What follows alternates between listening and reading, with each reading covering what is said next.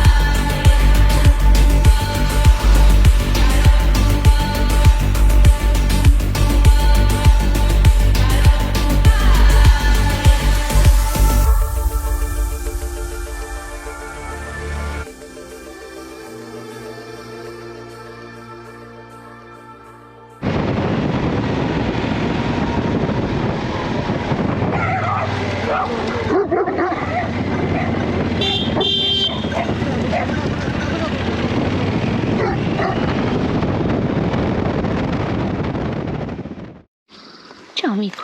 Siamo nella Cagnara, Oh, siamo a Afrodisia, siamo arrivati da una strada impervia. Sei rosso. Quindi siamo dall'Emanuela, siamo ad Afrodisia, sito archeologico patrimonio UNESCO. Per arrivare fino a qua abbiamo fatto un passo di montagna da Karait che ci ha portato fino a 1600 metri e abbiamo rischiato di investire le capre. Abbiamo fatto un video, diciamo che ci siamo cagati sotto. La strada era fangosa, la motocicletta è in condizioni pessime. Siamo vestiti da motocicletta perché siamo in itinere. Di fronte a noi adesso abbiamo il tetrapylon. Storicamente il tetrapylon era una struttura che serviva per smistare il traffico pedonale. Sito veramente affascinante, è particolare rispetto agli altri che abbiamo visto, veramente particolare. Anche il punto geografico è in area un po' più impervia.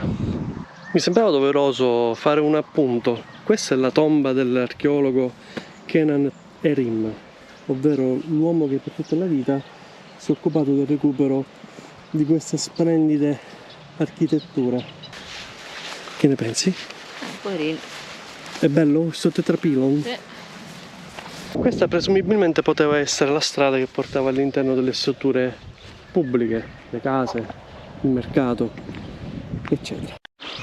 Questo invece è il tempio di Afrodite, è stato iniziato nell'ultimo secolo prima di Cristo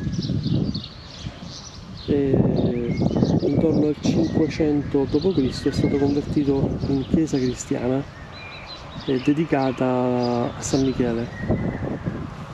All'interno di questa struttura è stato trovato un altro strato di Afrodite, più o meno come quella che è stata trovata a Efeso. Possiamo vedere delle incisioni. Però non me lo traduce. La struttura è imponente. Eh sì, guarda che aria.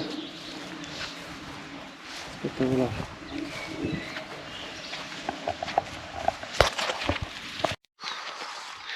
Queste invece sono rovine di alcune case che sono state ritrovate vicino agli edifici pubblici e si narra che la maggior parte delle costruzioni riferibili ad abitazioni sono completamente sotterrate. Ok, questo invece era lo stadio. All'inizio pensavo che fosse il teatro, ma le indicazioni erano quanto chiare e quanto esplicite. C'era scritto stadio, giusto Manuel? Sì, enorme. Possiamo vedere ci sono anche le porte di accesso però sono sbarrate, quindi evidentemente non si può andare. Ancora è sotto rigida ristrutturazione, però si può avere un'idea di quello che poteva essere. Peccato perché è un po', secondo me è un po' trascurato, con queste erbacce cresciute sui gradoni. C'è anche un fico, vedi? Dove è figo? Il figo. Sì, un albero di figo. Quindi questo vuol dire che non è molto curato. Qui ci siamo sempre, porca troia, mannaggia, stavo cadendo. E noi facciamo le avventure e lo stadio. Mi ricordo quando siamo stati a Delphi, che era molto curato, Ma era molto più piccolo. ma era molto più piccolo, soprattutto con le sedute, secondo me era più piccolo, almeno a mia memoria. Siamo saliti in cima per vedere meglio lo stadio, 120 kg di pura agilità al vostro servizio. Dimenticavo di dirvi che la particolarità di questo stadio, che tra l'altro è il più grande del mondo antico chiaramente, ha la particolarità di avere le curve sia all'estremità est e ovest. Vedete le curve? Come negli stadi moderni. Quella parte lì è stata trasformata poi quando ci fu il declino dei giochi atletici in senso stretto, è stata trasformata in arena. Quindi probabilmente in quell'arena ci facevano fuori. Combattimenti, non lo so. La devono tirar fuori ancora. Ancora è tutta da tirar fuori. È in ristrutturazione.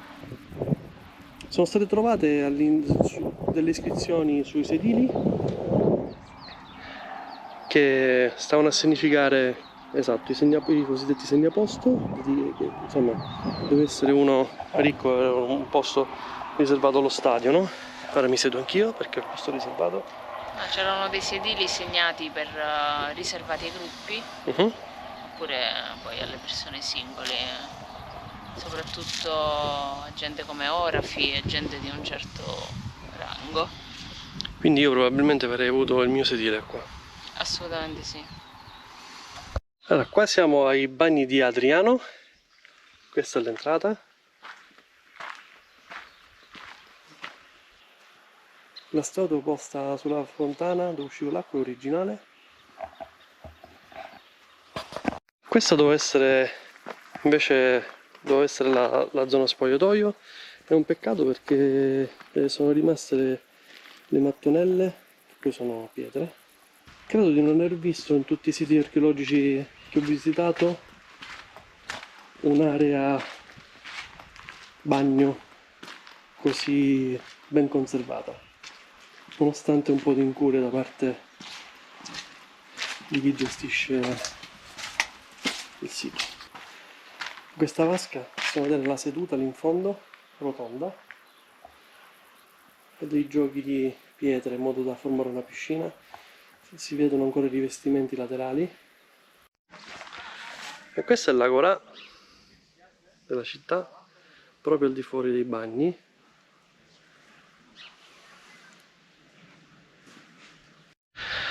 Punto panoramico sull'agorà.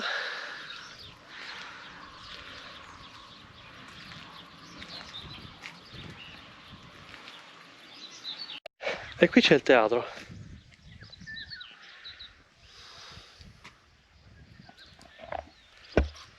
Costruito contro un tumulo di insediamento preistorico. Dai. Il teatro comunque affascinante, nonostante non abbia nulla a che vedere se non per la disposizione delle sedute, delle quinte e dell'area dietro il palco. rispetto a quello di Hierapolis, veramente ben tenuto. Questa è l'ultima parte del giro di oggi, prima dell'uscita. I pannelli del secondo piano contengono scene mitologiche, i pannelli del terzo piano contengono scene sugli imperatori. Bellissimo. Quindi è un complesso di templi, più volte riedificato e ristrutturato in base. Bene, questa è la statua di Afrodite, protettrice di Afrodisia. Diciamo che questa è l'area museale, con tutte statue sostanzialmente. E all'interno del salone c'è la sala dedicata a tutte le sculture trovate nel Sebastopoli. I pezzi che formavano il Sebastopoli sono stati ristrutturati da privati, ogni pezzo riporta il nome del suo benefattore. Purtroppo il museo è in condizioni discutibili, infiltrazioni d'acqua, un peccato, però ci sta un po' di imperfezione. Visita Afrodite finita, Emanuela? Sì, è finita. Finita? Andiamo a mangiare qualcosina e poi andiamo a Bodrum. Sì.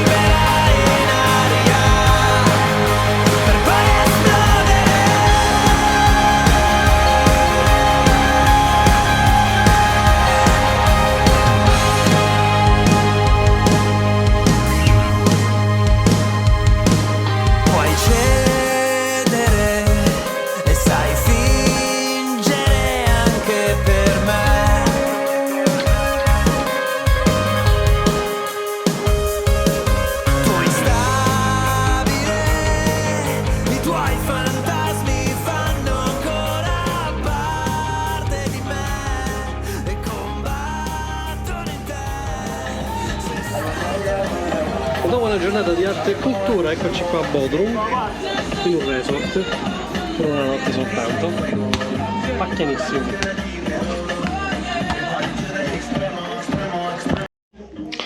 E quindi niente, siamo arrivati qui a Bodrum, questa è la nostra suite imperiale, direttamente sulla piscina, quasi dentro la piscina, ovviamente sempre in disordine, siamo appena arrivati, giusto il minimo.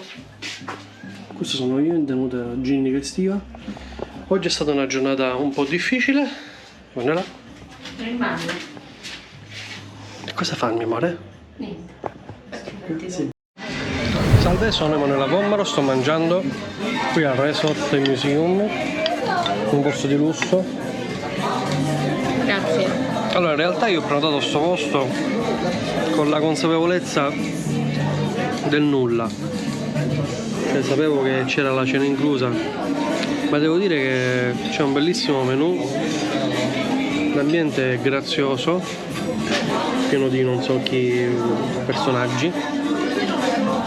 I più saurdi siamo noi, l'infradito, e si vede chiaramente che siamo italiani. Ecco. Io ho messo le scarpe.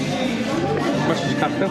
Io ho messo l'infradito. Abbiamo detto sempre bellissima, amore. Amore? Mangiamo, fame. Questa è la mia cena in questo momento. Una parte della mia cena che sicuramente farò bis e tris, visto che voglio inclusive. Questa è già la seconda birra, Emanuela ha preso la Coca-Cola. Sembra buono. Veramente buono. Un sacco di gatti da sfamare. Emanuela ora si mette a sfamare i gatti. E la piscina sorge attorno a delle vecchie mura. Per questo si chiama Historical Museum Resort. È un posto particolare. Oh, è stata una sorpresa in effetti, pensavo che fosse una cagata, invece no.